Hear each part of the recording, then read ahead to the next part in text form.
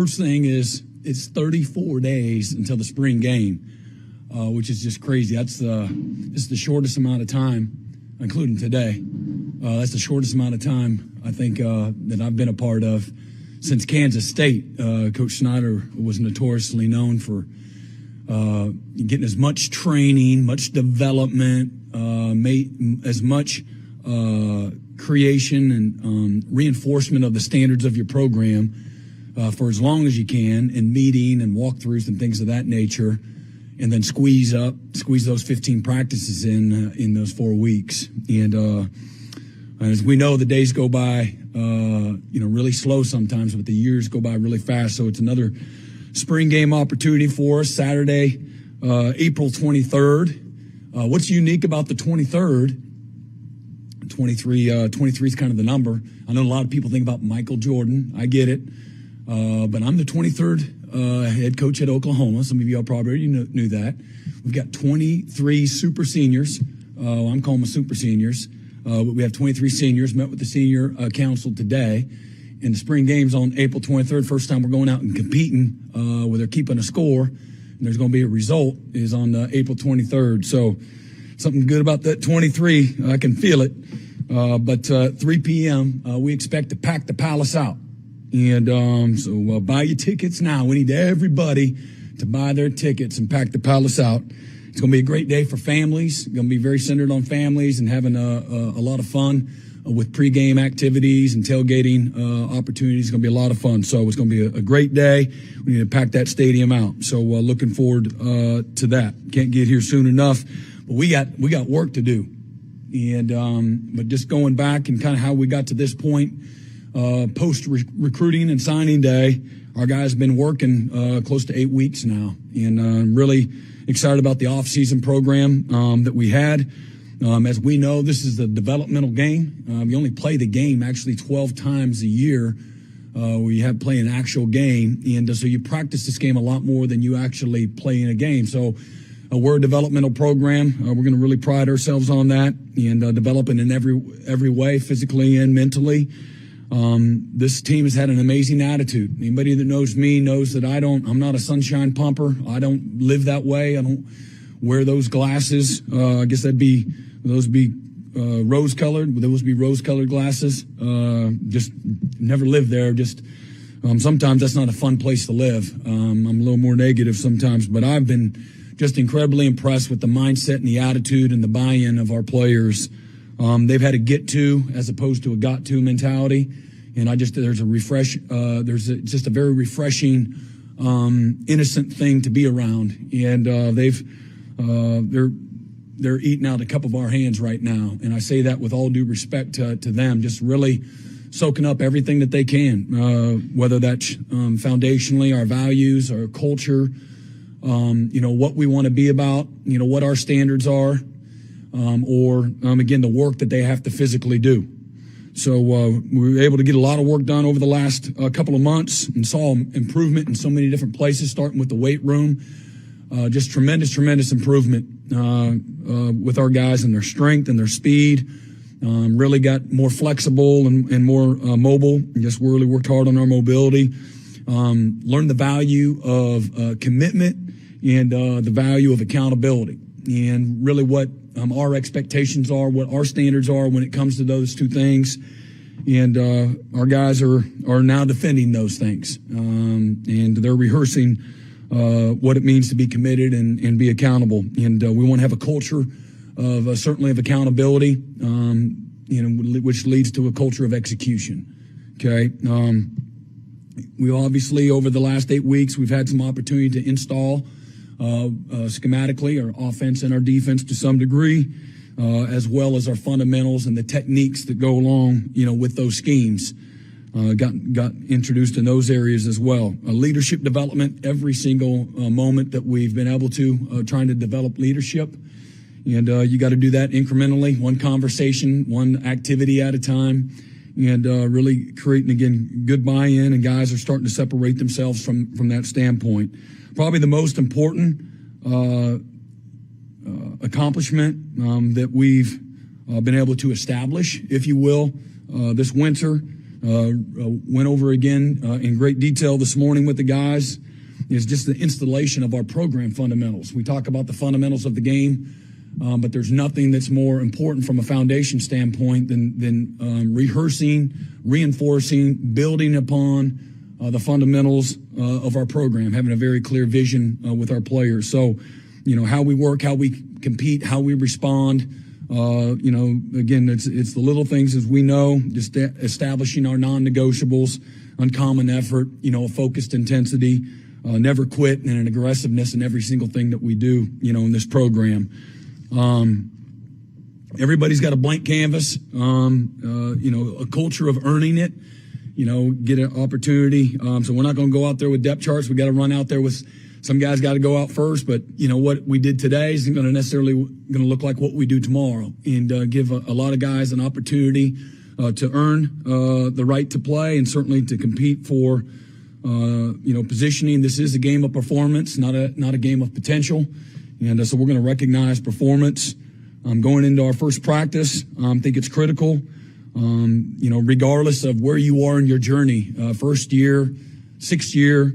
That we put our attention, our focus on just daily improvement, and really try to make it as simple as possible. We talk about yesterdays being dead yesterdays, tomorrow being unborn tomorrows, and really just focusing on today. We got breath in our body here as we speak, and focus on being great right where our feet are. And I think it's very important that we help our young people focus, and they got these fully loaded, Uzis. They don't know where to aim it most of the time. I've got two nephews and two sons, four boys in college. I got two daughters, 12 and 13, and they don't know how to focus. That's one of their problems. They don't know where to aim, and what the target is or what to aim at. And so our job as a program, as the leaders in this program, as coaches, is to be the bumpers on the bowling alley for them, keep them out of the gutter. So we're really going to help them focus, just have a daily focus on just daily improvement.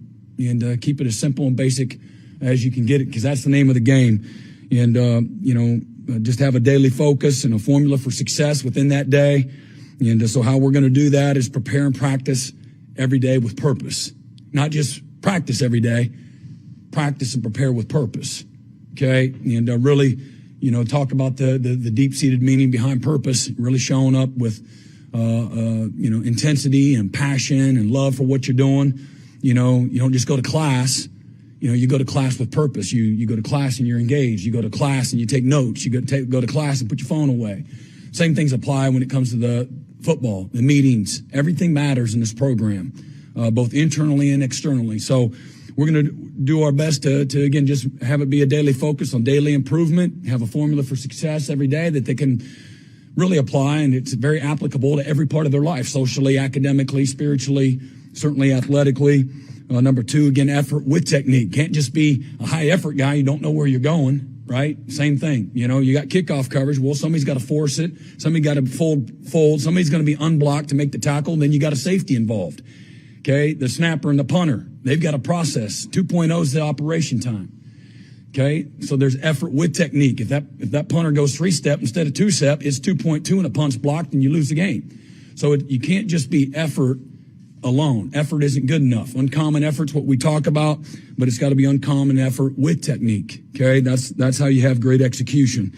And then lastly, in every bit as important, is just an all-in commitment, a lifestyle of excellence, a lifestyle of now, again, an all-in commitment to doing your best in everything that you do, and just reinforcing to our guys how you do anything is how you do everything. And so we got to, just be, committed to something. On a daily basis. And in regards to going in and a daily focus individually for our guys, they have to have great self-awareness where they are in their journey, what their strengths are, what their weaknesses are, and then again, what do I need to improve on, okay, on a daily basis. You can't get it all done in a day. And so, really trying to help our guys, but they need to bring the self-awareness. We're going to be focused on the little things, details. We're going to master the details, master the installation. If the tight end's supposed to be 1 by 1, on the power play, then it can't be 2 by 1 or 1 by 2. It's got to be 1 by 1. And those are, again, non-negotiables. If the safety's supposed to be in an inside tip of number 2 and he's supposed to scooch technique, then you got to do that. And so really getting our guys to master, the details. Everything we do is going to be about competition.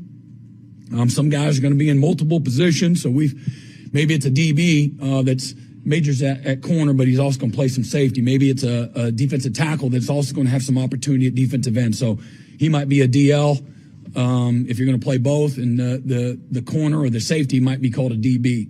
And once we put those, when something goes to some cloud somewhere and y'all pull it out of the cloud and start saying what we're calling them, Michael handled that.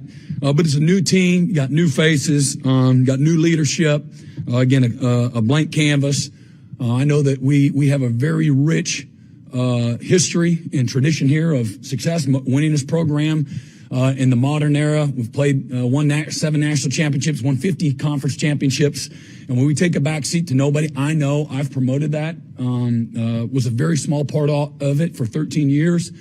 But none of that really matters. And I say really, I'm trying to be nice. None of it matters what we do moving forward. It's as simple as where our focus is, the work that we put in today and moving forward.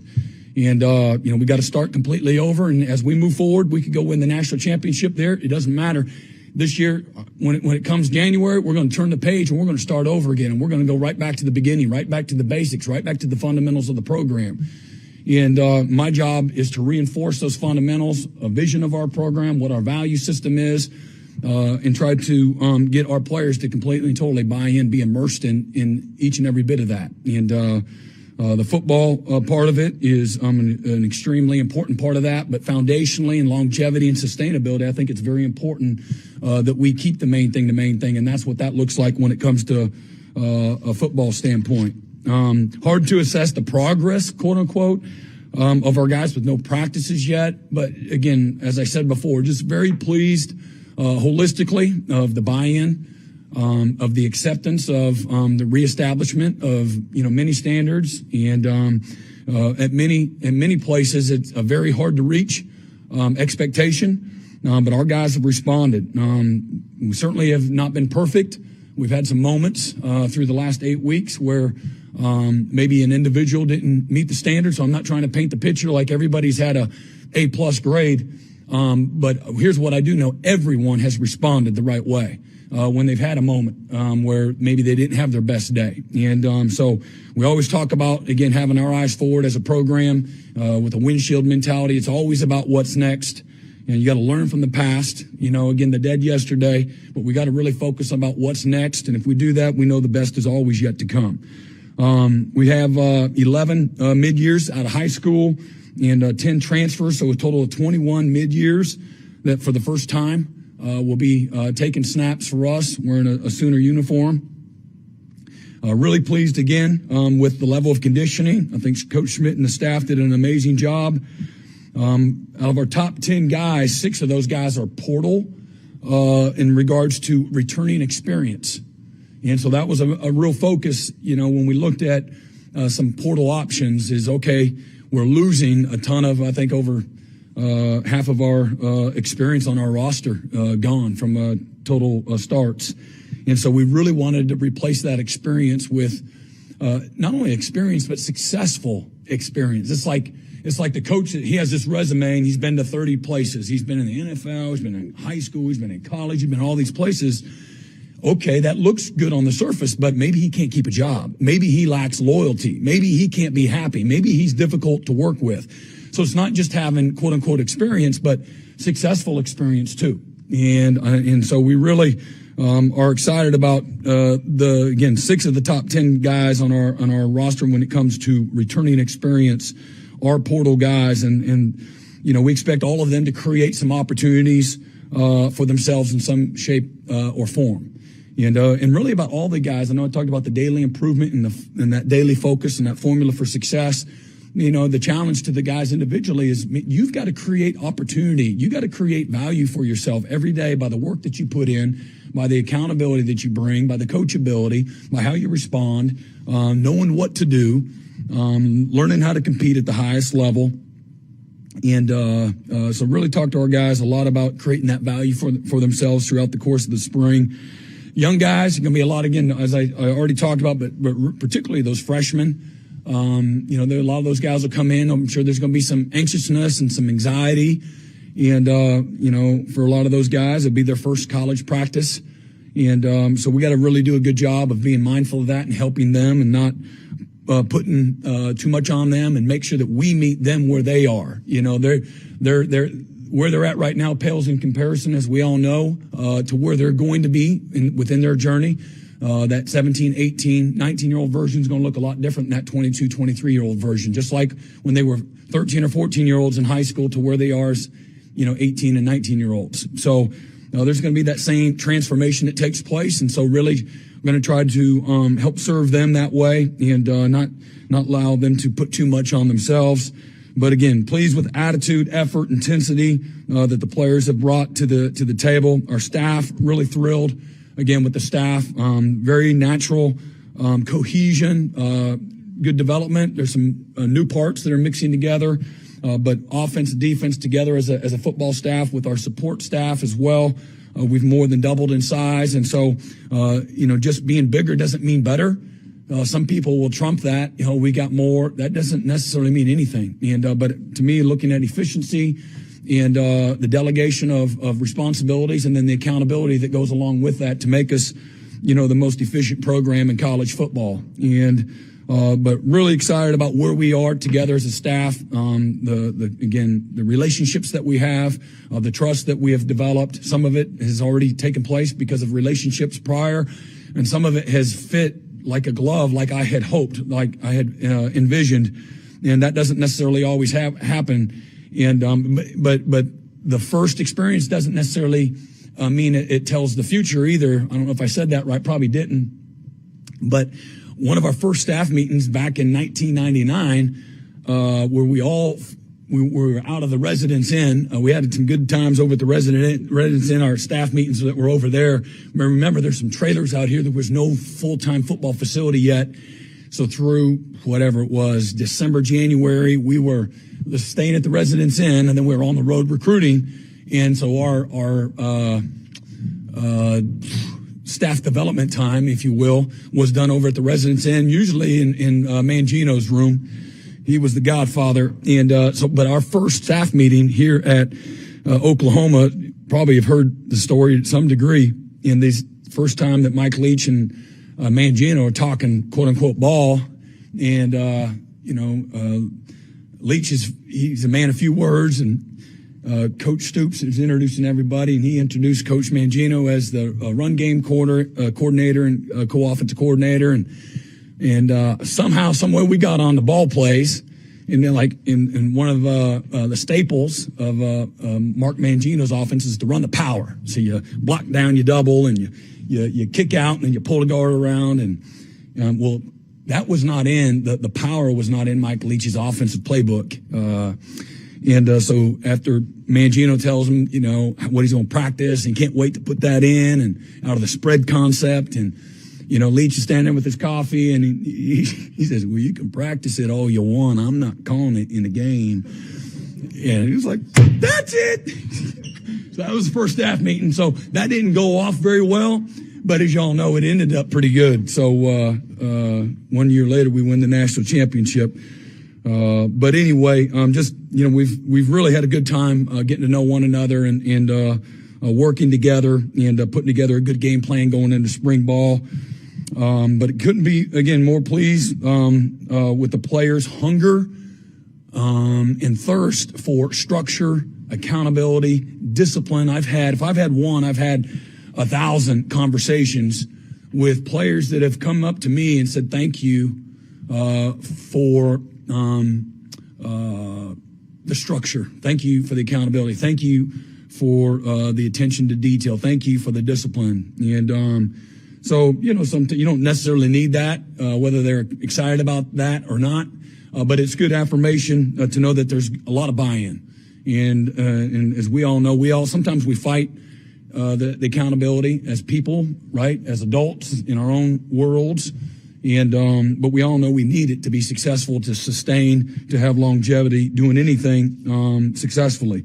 There's going to be plenty of bumps along the road as we just look ahead. I'm anticipating Murphy's Law, right? You all know Murphy.